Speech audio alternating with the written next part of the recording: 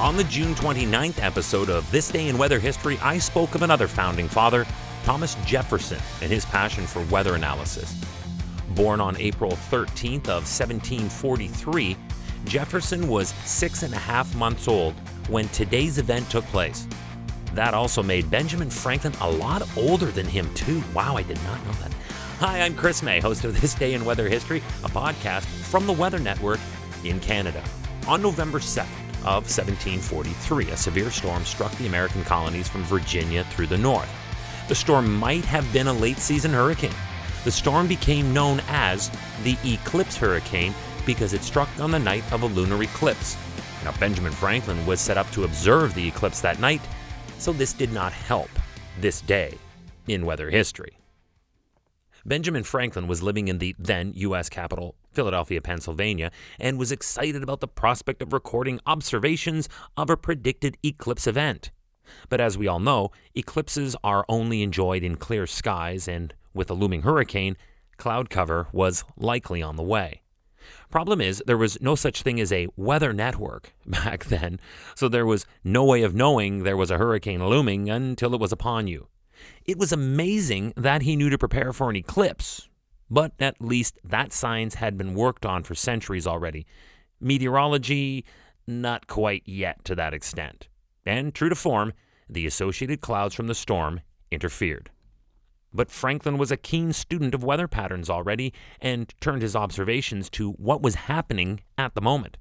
He noted that the winds accompanying the storm were from the northeast and therefore assumed that the storm had come from that direction, and that is why his view is all messed up. But if they came from the northeast, then they must have also interfered with lunar observations made by his brother back in Boston. It sounds to me a little bit like Ben was hoping his brother didn't have any better luck than him in seeing the eclipse. He was surprised and probably a little jealous to later find that the eclipse had been clearly visible in Boston after all, and that the storm had actually made its landfall there hours later. Taking the high road and sticking to science, Franklin concluded the storm had moved counter to surface feature winds. His observations were justified when they were confirmed by another hurricane 6 years later that traveled up the east coast of the colonies in October of 1749. At that time, Ben Franklin was able to trace its movements by using newspaper accounts from various cities along the storm's course. By piecing together, like a detective, a collection of observations published in these papers, he was able to then follow the dotted line to the conclusion. By collating these reports in the order by which they would have happened, based on the location of the cities represented by their respective newspapers, it provided some essential insights into the way the weather works. And with that, meteorology had advanced another quantum leap forward in its development. Also at the time, Harvard professor Jonathan Winthrop, that does sound like a Harvard professor name, doesn't it? He recorded the dip in pressure that the system would have created as the storm passed over Boston. This was marked in the history books as the first such storm where barometric observations were made. More history.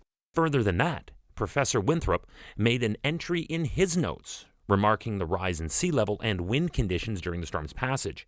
It was because of this storm and the observations that were recorded that helped scientists gain a better knowledge about systems like this.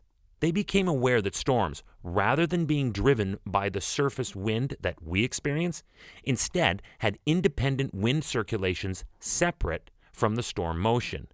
This lit the fuse. By the early 19th century, New England scientists began theorizing that storms were, in fact, giant whirlwinds or cyclones that traveled over the Earth's surface. Oh man, had they only had a radar or a view from an international space station, it would have blown their minds. But the truly interesting part is that this snowball effect that led to the development of storm analysis was started because his view of a lunar eclipse was obscured by clouds. He set to find out what happened, and that led to dominoes falling and the first storm where barometric observations were made, then from that, the advancement of storm predictions in the centuries that followed. And the night of that fateful eclipse hurricane was this day in weather history. Tomorrow is November 3rd, and it was back in 2002 when a powerful 7.9 magnitude earthquake became the strongest ever recorded in the interior of Alaska, as well as the largest recorded in the United States in 37 years. Never miss an episode. All you have to do is subscribe to this podcast from wherever you happen to be listening to me right now. Take a look, hit that subscribe or follow button, and you will never miss a day in weather history. And you will also have access to all the episodes in the archives to get caught up on whenever you like. They're each only 5 to 6 minutes long, so a real easy binge listen. Also, check out our homepage at www.theweathernetwork.com/weather history. There you can find out all about me, the podcast, and have access to our full library of podcast video shorts. Quick 1 to 2 minute video shot right here in my podcast studio, and also loaded with authentic archival video and photos right from that specific day in weather history. Tomorrow marks the anniversary of the Great Alaskan Earthquake.